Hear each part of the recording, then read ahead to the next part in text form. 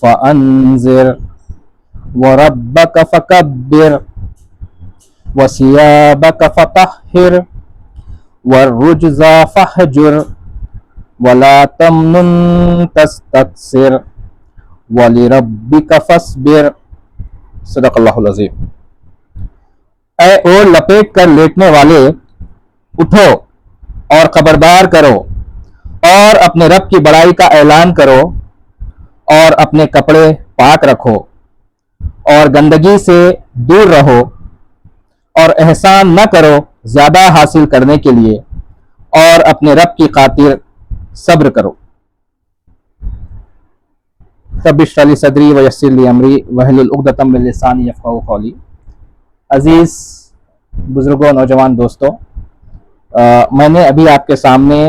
قرآن مجید کی سورت نمبر 74 سورہ مدثر کی آیت نمبر 1 سے آیت نمبر 7 تک تلاوت اور ترجمانی کی۔ انشاءاللہ ہم جائزہ لیں گے کہ اللہ تعالیٰ جو ہے اس سورت کے اندر کیا ہمارے لیے میسیج رکھا ہے اور اس کا پس منظر کیا ہے، کن حالات میں یہ سورت نازل ہوئی ہے اور آج کے ان حالات میں ہمیں اس سے کیا سبق ملتا ہے۔ جیسا کہ آپ سبھی جانتے ہیں کہ سب سے پہلی جو وحی نازل ہوئی اللہ کے نبی کے اوپر، جو سب سے پہلی وحی کا جو نزول ہوا وہ اقرأ بسم ربک الذی خلق خلق الانسان من علق، سورہ علق کی شروع کی 5 آیتیں۔ اس کے بعد ایک عرصے تک وحی کا سلسلہ رکا رہا اور اللہ تعالیٰ نے اپنے نبی کو وقت دیا، موقع دیا کہ اس پہلے حادثے کے بعد وہ جو انسیڈنٹ پیش آیا تھا غار حرا میں پہلے وحی کا، کہ وہ سنبھلیں، تھوڑا سا مطمئن ہو، پھر اس کے بعد میں جو ہے اللہ تعالیٰ نے وحی کا سلسلہ شروع کیا۔ تو یہ قرآن مجید کی تو 74 سورہ ہے، 74واں جو ہے سورہ ہے، لیکن اگر ہم اس کو وحی کے نزول کی جو ہے ترتیب میں دیکھیں، سیکوینس میں دیکھیں، تو یہ دوسری وحی ہے۔ اور جب ایک عرصے تک جو ہے کوئی وحی نازل نہیں ہوئی پہلی وحی کے بعد میں، تو اللہ کے نبی کے دل میں ایک بے چینی بھی تھی اور آپ تھوڑا پریشان بھی رہتے تھے۔ جب بھی آپ پریشان ہوتے تھے، بے چین رہتے تھے، تو حضرت جبریل نمودار ہو جاتے تھے اور آپ یقین دلاتے تھے اللہ کے نبی کو کہ آپ جو ہے اللہ کے نبی ہیں، اور آپ کے دل کو اطمینان ملتا تھا، آپ کے دل کو تسلی ملتی تھی۔ ایک وقت اللہ کے نبی گزر رہے تھے راستے سے اور آپ نے حضرت جبریل علیہ السلام کو زمین اور آسمان کے درمیان میں ایک کرسی پہ ٹیک لگا کر بیٹھے ہوئے دیکھا۔ تو جب آپ نے اس منظر کو دیکھا کہ ایک فرشتہ جو ہے زمین اور آسمان کے بیچ میں ایک کرسی پر بیٹھا ہوا ہے، تو آپ پریشان ہوئے۔ جس طرح پہلی وحی جب نازل ہوئی تھی تو آپ پریشان ہو گئے تھے اور اپنے گھر آئے اور اپنے اہل خانہ سے کہا کہ مجھے اڑا دو، تو اہل خانہ نے، گھر والوں نے جو ہے آپ کو کمل اڑا دیا۔ تو جب آپ نے کمل اوڑھ لیا، اس کے بعد اس وحی کا جو ہے نزول ہوتا ہے اور اللہ کے نبی کو جو ہے اللہ تعالیٰ اپنے نبی کو سب سے پہلے فرماتے ہیں یا ایھا المدثر، اے اور لپیٹ کر لیٹنے والے۔ اتنا پیارا انداز ہے، آپ دیکھیے کہ یا ایھا الرسول یا ایھا النبی کہہ کر جو ہے اللہ تعالیٰ نے آواز نہیں دی، بلکہ اللہ تعالیٰ نے کہا اے اور لپیٹ کر لیٹنے والے، یا ایھا المدثر۔ اس کے بعد میں کیا کہا کہ اٹھو اور خبردار کرو، قم فانذر، کہ آپ کے اوپر ابھی جو ذمہ داری ڈالی گئی ہے،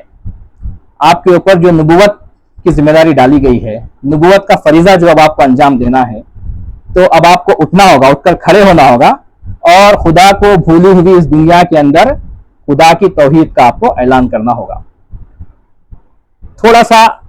ان آیتوں کو ایکسپلین کرنے سے پہلے کچھ چیزیں میں آپ کے سامنے رکھ دوں کہ یہ 7 آیتیں جو میں نے آپ کے سامنے پڑھی، کسی بھی اپنے نبی کو اس منصب کے اوپر مقرر کرنے سے پہلے اگر کوئی بہترین ہدایت اگر دی جا سکتی ہے تو وہ یہی ہدایت ہے۔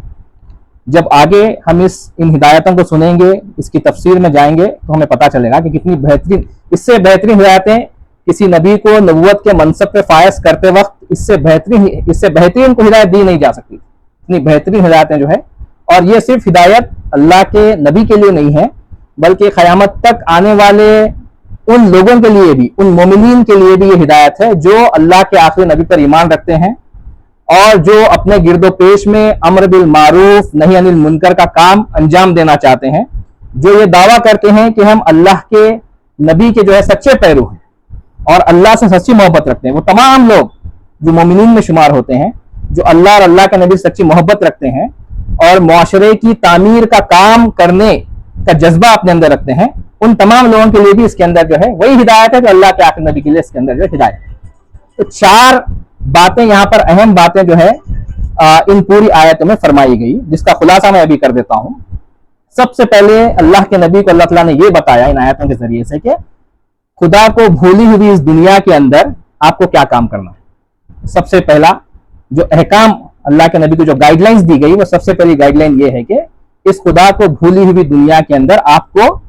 ایک نبی کی حیثیت سے کیا کام کرنا ہے، پہلی گائیڈ لائن۔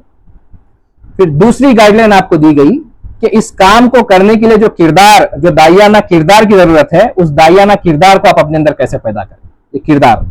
یہ دوسری گائیڈ لائن دی۔ تیسری گائیڈ لائن یہ دی گئی کہ جب آپ یہ کام کریں گے تو آپ کس طرز فکر سے، کس نیت سے اور کس ذہنیت سے اس کام کو آپ انجام دیں، یہ فکر کی مضبوطی، یہ بات جو ہے یہ گائیڈ لائنز اس کے اندر دی گئی۔ اور چوتھی چیز یہ بتایا گیا کہ جب آپ یہ کام کریں گے، جب آپ یہ کام کرنے کے لیے اٹھیں گے اور اللہ کی توحید کا اعلان کریں گے، تو جو مصیبتیں، جو پریشانیاں، جو چیلنجز آپ کے سامنے آئیں گے کہ آپ کے اپنے ہی آپ کے مخالف ہو جائیں گے، آپ کے عزیز و اقارب ہی جو ہے آپ کے مخالف ہو جائیں گے، یہ پورا معاشرہ جو آج آپ کو امین اور صادق کی حیثیت سے جانتا ہے، آپ سے محبت کرتا ہے، آپ کے اوپر بھروسہ کرتا ہے اور آپ کو جو ہے ہاتھوں ہاتھ لیتا ہے، وہ پورا معاشرہ جو ہے آپ کے خلاف ہو جائے گا۔ تو جب اس طرح کا ماحول پیدا ہوگا تو اس میں کس طرح سے صبر کیا جائے اور صبر کرتے ہوئے حکمت کے ساتھ، حکمت عملی کے ساتھ اس کار نبوت کو کیسے انجام دیا جائے، یہ 4 پوائنٹس ان آیتوں کی روشنی میں انشاءاللہ ہم اللہ کے نبی کو جو ہے بتائی گئی، جو صرف اللہ کے نبی کے لیے نہیں بلکہ ہم سب کے لیے ہدایت۔ تو سب سے پہلے تو بتایا گیا کہ اے اور لپیٹ کر سونے والے اٹھو، کہ اب جو ہے یہ وقت اور لپیٹ کر سونے کا نہیں ہے، بلکہ تمہارے اطراف جو برائیاں پھیلی ہوئی ہیں، تمہارے اطراف جو معاشرہ ہے اس کے اندر جو گندگی پھیلی ہوئی ہے، یہ لوگ جو خدا کو بھول چکے ہیں، خدا کی وحدانیت کو، خدا کی توحید کو بھول چکے ہیں، اب تمہیں اٹھنا ہے اور اپنے عزیز و اقارب میں، اپنے رشتہ داروں میں، اپنے سوسائٹی کے اندر، اپنے معاشرے میں، معاشرے کی تعمیر کا تم کو کام کرنا ہے اور آپ کو جو ہے یہ اللہ کے وحدانیت کی، اللہ کی توحید کی گواہی دینے کا ہے۔ تو آپ اٹھ کے کھڑے ہو جاؤ، یہ پہلی بات بتائی گئی۔ دوسری بات بتائی گئی قوم فانذر، اس کے بعد کیا کرنا ہے، اٹھنے کے بعد کیا کرنا ہے، ڈرانا ہے لوگوں کو۔ اب دیکھیے آپ اگر آپ انبیاء کی زندگی کو دیکھیں گے، حضرت نوح علیہ السلام سے اللہ تعالیٰ نے یہی کہا کہ اپنی قوم کو ڈراؤ کہ وہ کس رخ پر جا رہے ہیں ورنہ عذاب جو ہے ان کو آلے گا۔ حضرت ابراہیم علیہ السلام جب اللہ کی قدرت کی نشانیوں کو آپ نے دیکھا اور اللہ کی توحید کا آپ نے اقرار کیا، تو حضرت ابراہیم علیہ السلام کو بھی اس پورے ماحول میں جہاں پہ جو ہے اس پورے ابراہیم علیہ السلام کا وہاں کا جو معاشرہ تھا جہاں پہ آپ رہتے بستے تھے، وہ پورا اس کا جو سسٹم تھا، وہ سوسائٹی تھی، وہ سوسائٹی کا پورا دار و مدار جو ہے وہ شرک کے اوپر تھا۔ تو ویسی سوسائٹی کے اندر اللہ تعالیٰ نے حضرت ابراہیم علیہ السلام کو کہا کہ اکیلے تنہا تم کو اٹھ کر توحید کی دعوت دینا ہے۔ آپ تمام انبیاء کی زندگی میں آپ اس کو دیکھیں گے اور یہی بات اللہ کے نبی سے بھی کہی جا رہی ہے کہ قوم فانذر، اٹھو اور لوگوں کو اس خدا کو بھولی ہوئی دنیا کو خدا سے آگاہ کرو، انہیں یہ بتاؤ کہ انہیں کس نے پیدا کیا ہے اور انہیں پلٹ کر کس کے پاس جانا ہے۔ قوم فانذر، اور ڈراؤ۔ وَرَبَّكَ فَكَبِّرْ، اور اپنے رب کی بڑائی کا اعلان کرو۔ یعنی کسی نبی جبھی بھی انبیاء اپنے کام کا، اپنے دعوت کا آغاز کرتے ہیں تو اللہ اکبر سے اس کام کو شروع کرتے ہیں۔ یہ اولین نبی جب کسی سوسائٹی کے اوپر، کسی قوم کے اوپر جو ہے جب نبی آتے ہیں وہاں پر، تو سب سے پہلا کلمہ جو بلند کرتے ہیں وہ اللہ اکبر کا ہے۔ اسی لیے آپ دیکھیں گے کہ ہم جب اذان کی آواز سنتے ہیں تو اس میں بھی ہم اللہ اکبر، اللہ سب سے بڑا ہے۔ جب ہم نماز پڑھتے ہیں تو نماز میں جب اٹھتے اور بیٹھتے ہیں، جب سجدے میں جاتے ہیں، رکوع میں جاتے ہیں، اللہ اکبر کہہ کر جاتے ہیں۔ جب ہم کوئی اور کام کرتے ہیں جیسا کہ قربانی دیتے ہیں تو بسم اللہ اللہ اکبر کہہ کر قربانی دیتے ہیں۔ اور جب جہاد کے لیے نکلتے ہیں تو نعرے تکبیر اللہ اکبر کا نعرہ لگاتے ہیں. تو یہ اس لیے ہے کیونکہ خدا کے نبی نے اپنا کام ہی اللہ اکبر کے نعرے سے شروع کیا کہ اللہ سب سے بڑا ہے. یہ پہلا اس آیت کا مفہوم ہے. دوسرا مفہوم یہ ہے کہ تھوڑا سا اندازہ لگائیے کہ وہ جو سوسائٹی تھی، مکے کی سوسائٹی، اس وقت جہاں پر اللہ کے نبی کو یہ دعوت دینی تھی اللہ کے توحید کی، سوسائٹی کیسی تھی. وہاں پر صرف بت پرستی نہیں ہوتی تھی، بلکہ مکہ معظمہ جو تھا وہ پورے عرب کے لیے ایک تیرتھ یاترا کا جو ہے ایک ستھان بنا ہوا تھا. اور خود کعبۃ اللہ میں جو ہے کئی بت رکھے ہوئے تھے. ہر سیزن کا ایک بت ہوتا تھا، ہر پرابلم کا ایک بت ہوتا تھا. لات، عزا، منات، مختلف بتوں کے نام تھے. دیوی دیوتیاں جو ہے دیوتا اور جو ہے دیویاں کے نام تھے. اور اس معاشرے کی جو پوری تعمیر تھی وہ شرک کی بنیاد. وہ لوگ توحید پر یقین تو کرتے تھے، حضرت ابراہیم علیہ السلام کی جو توحید کی دعوت تھی اس کو تو نہیں بھولے تھے وہ، لیکن یہ لوگ شرک میں مبتلا تھے. اور ان کا پورا جو وہاں کی جو تجارت، وہاں کی معیشت، وہاں کا سوشل سسٹم، وہاں کا پولیٹیکل سسٹم، یہ پورا جو سسٹم کا جو دار و مدار تھا، جو بیس تھا، وہ شرک کے اوپر تھا. اب ایسے معاشرے میں اٹھ کر ایک شخص کو جب یہ کہا جائے کہ تنہے تنہا تم کو اٹھنا ہے اور یہاں پہ اللہ اکبر کا نعرہ لگانا ہے. اللہ اکبر کا نعرے کا مطلب یہ ہے کہ جن بتوں کو جو تم پوچھتے ہو میرا اللہ اس سے بڑا ہے. تم جو ہے سردار ہے، جن سرداروں کے جو ہے تم غلام بنے ہوئے ہو، میرا اللہ ان سرداروں سے بڑا ہے. وہ قبیلوں کا جو ہے اس وقت رواج تھا اور ہر قبیلے کا ایک سردار ہوا کرتا تھا اور بہت ہی پاورفل سردار ہوا کرتے تھے. آپ جانتے ہیں، ہم سیرت میں ہم پڑھے تو ان تمام خداؤں کو، ان تمام سرداروں کو چیلنج اللہ اکبر کے نعرے سے جو ہے کیا گیا کہ اللہ سب سے بڑا ہے، میرا اللہ سب سے بڑا ہے. اور آج بھی اگر آپ دیکھیے کہ اگر کسی کے دل میں، کسی مومن بندے کے دل میں اللہ کی وحدانیت، اللہ کی توحید اس طرح سے رچ بچ جاتی ہے تو وہ صرف اس اللہ کے نام کے اوپر، اللہ اکبر کے نعرے کے اوپر پوری دنیا سے جو ہے لڑ جانے کے لیے تیار ہو جاتا ہے. یہ ہم نے انبیاء کی زندگی میں دیکھا، ہم نے صحابہ کی زندگی میں دیکھا، کمپینینز آف دا پروفیٹس جنہوں نے اللہ کے انبیاء کا ساتھ دیا، ان کی زندگی میں دیکھا. اور یہ آج بھی ہو سکتا ہے اگر ہم بھی اسی طرح سے اللہ اکبر کے مطلب کو سمجھیں اور اسی طرح سے جو ہے اس کے مفہوم کو سمجھیں کہ اللہ سب سے بڑا ہے. یہ زمین اللہ کی ہے، اس کو چلانے والا اللہ ہے اور یہاں پہ نظام جو چلے گا وہ اللہ تعالیٰ کا چلے گا. یہ گواہی اگر ہم دل سے دیتے ہیں، اللہ اکبر کو جو ہے اس طرح سے تسلیم کرتے ہیں، تو ہمارے اندر بھی وہ جذبہ پیدا ہو سکتا ہے کہ ہم صرف ایک اللہ کے لیے جو ہے ساری دنیا سے لڑ جائیں. تو اٹھو اور خبردار کرو اور وَرَبَّكَ فَكَبِّرْ، اور اللہ کی بڑائی کا اعلان کرو. اس کے بعد میں کیا بتایا گیا؟ وَثِيَابَكَ فَطَهِّرْ، اور اپنے کپڑے پاک رکھو. کپڑے پاک رکھنے سے مراد یہاں پر جو ہے اس کے مختلف مفہوم جو ہے مفسرین نے بیان کیے ہیں. اس کا پہلا مفہوم تو یہ ہے کہ گندگی، اس وقت مکے کا جو ماحول تھا جہاں پہ اللہ کے نبی اپنی دعوت دینے کے لیے اٹھے تھے، تو اس ماحول میں مختلف قسم کی گندگیاں پائی جاتی تھی اور وہاں پہ طہارت کا، صفائی کا، پاکیزگی کا کوئی نام و نشان نہیں تھا. اور لوگ بظاہر بھی جو ہے گندے رہتے تھے اور ان کے خیالات میں، ان کے امیجنیشنز کے اندر، ان کے قول و عمل میں، ان کی فکر میں جو گندگی تھی. تو سب سے پہلے اللہ تعالیٰ یہاں پہ اللہ کے نبی کو فرما رہے ہیں کہ جب تم اس معاشرے میں جو ہے دعوت دینے کے لیے اٹھ رہے ہو تو سب سے پہلے تم اس پاکی اور صفائی کا جو ہے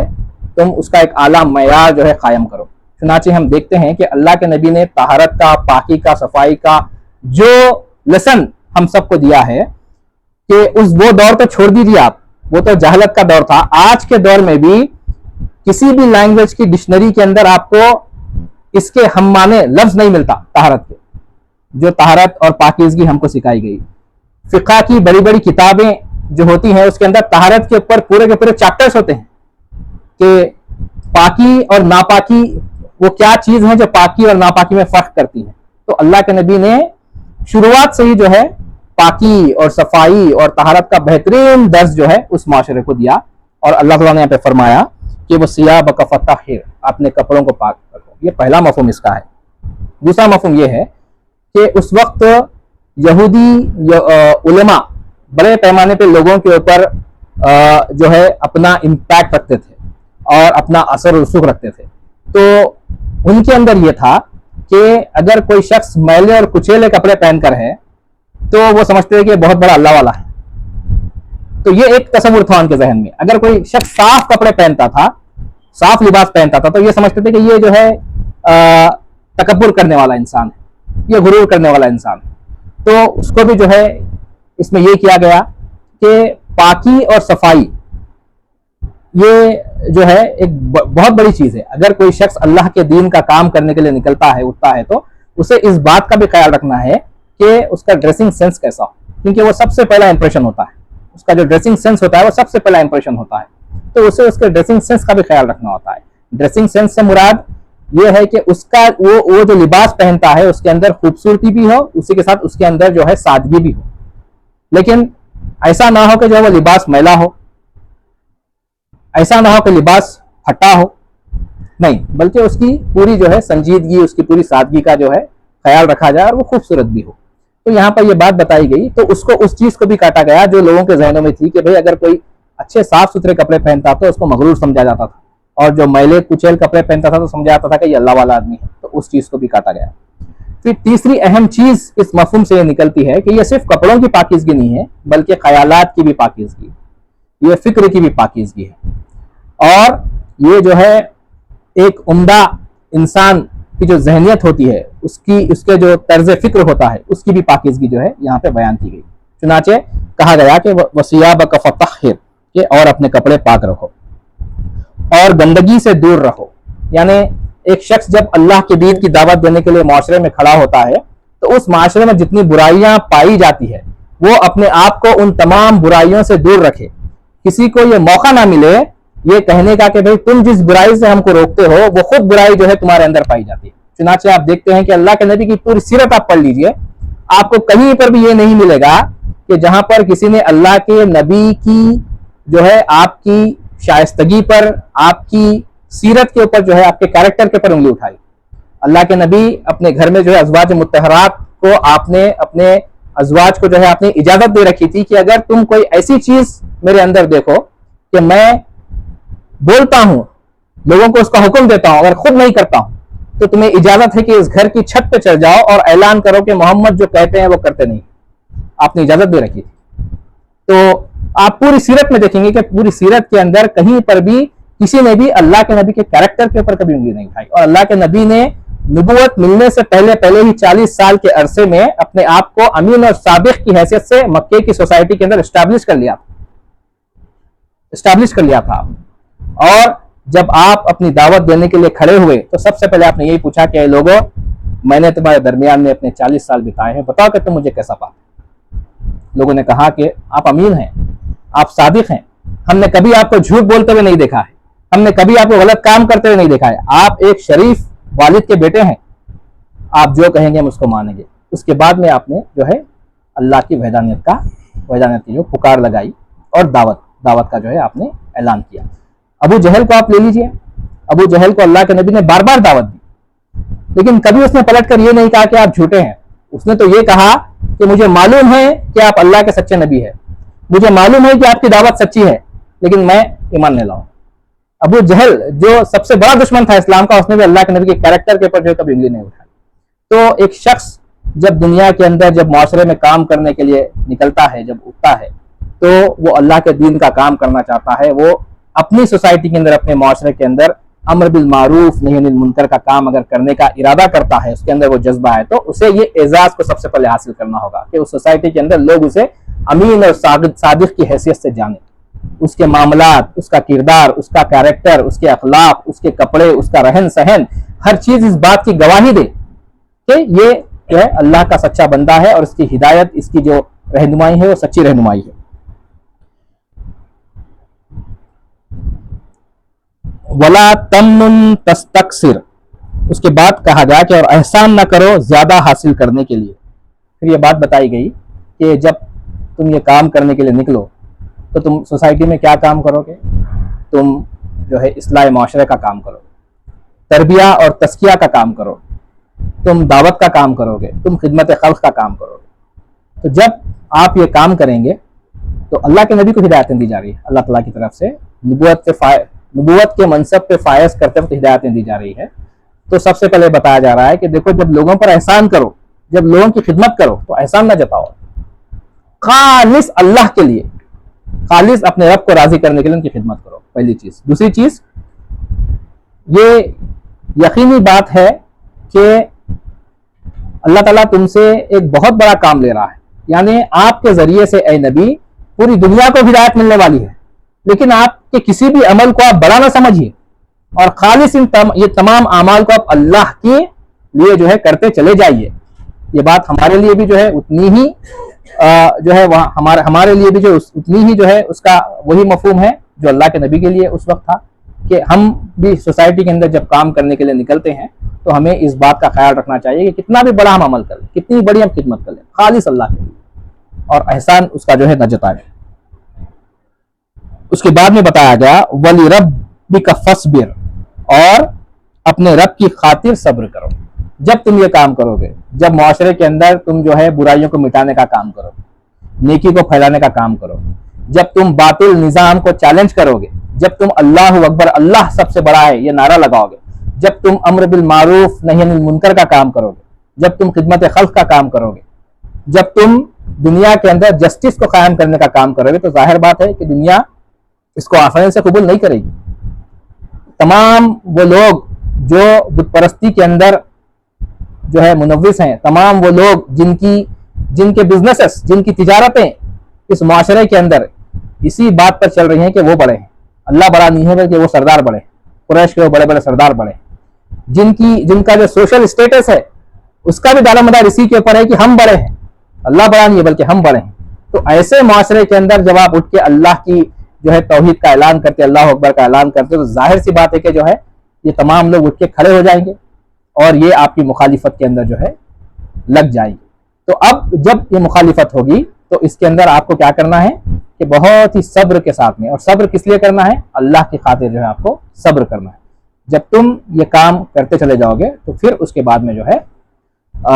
وہ اللہ کے فیصلے نازل ہوں گے جن فیصلوں کا اللہ تعالیٰ نے وعدہ کیا ہے۔ تو یہ دیکھیے کتنے اہم پوائنٹس اللہ تعالیٰ نے اپنے نبی کو نبوت کے منصب پہ فائز کرتے ہوئے بتائے ہیں، اور یہ اتنے ہی موضوع ہیں جتنے اللہ کے نبی کے لیے جتنے موضوع تھے وہ ہمارے لیے بھی جو ہے آج کے اس دور میں اتنے ہی موضوع ہیں۔ تو سب سے پہلے جو بات بتائی گئی کہ کیا کام کرنا ہے، دوسری بات یہ بتائی گئی کہ اس کام کو کرنے کے لیے کس کردار کی ضرورت پڑتی ہے، داعیانہ کردار، اس کو بتایا گیا۔ پھر تیسری چیز یہ بتائی گئی کہ جب آپ یہ کام کو کریں گے تو کس طرز فکر کے ساتھ، کس نیت کے ساتھ، کس ذہنیت کے ساتھ اس کام کو کرو۔ پھر اس کام کو کرنے کے نتیجے میں جو مصیبتیں، جو پریشانیاں آئیں گی تو اس کے اوپر تم کیسے صبر کرو گے، یہ بات بتائیے۔ عزیز سامعین، انبیاء جس مقام پر پیدا ہوئے، انبیاء نے اس مقام پر جو ہے امر بالمعروف نہی عن المنکر کا کام کیا، معاشرے کی تعمیر کا کام کیا، اور 1 سال 2 سال نہیں بلکہ 40 سال کا انبیاء نے جو ہے اس مقام پر کام کو انجام دیا۔ اللہ کے آخری نبی کی دعوت کے سب سے پہلے ابتدائی الفاظ ہیں، کیا الفاظ ہیں کہ اے لوگوں میں نے تمہارے درمیان میں اپنے 40 سال بتا دیے، بتاؤ کہ تم مجھے کیسا پاتے ہیں۔ یہ اس بات کا ثبوت ہے کہ انبیاء جس معاشرے میں پیدا ہوئے اس معاشرے کے اندر انہوں نے کام کیا۔